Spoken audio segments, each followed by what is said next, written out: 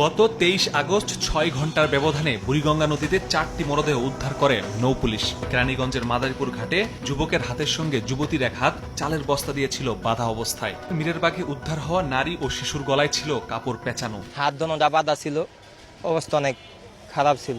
লাশটা দেখি দূরে সাদা হাতে দেখে আইলাম, দেখার পরে পুলিশে উড়ে এলিয়ে গেল।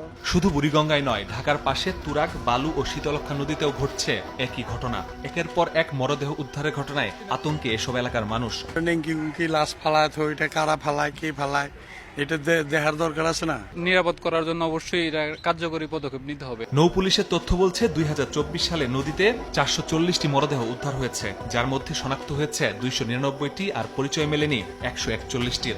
অন্যদিকে চলতি বছরের প্রথম 7 মাসেই মরদেহ পাওয়া গেছে 301টি, যার মধ্যে 92টি শনাক্ত করা যায়নি। হত্যার পর মরদেহ গায়েবের ডাম্পিং জোন হিসেবে পরিণত হয়েছে রাজধানীর আশপাশের এই নদীগুলো। একের পর এক লাশ ভেসে ওঠায় নদীপথে চলাচলকারীরা এখন ভুগছে নিরাপত্তাহীনতায়। এটি বন্ধে প্রশাসনের কঠোর হস্তক্ষেপ কামনা তাদের।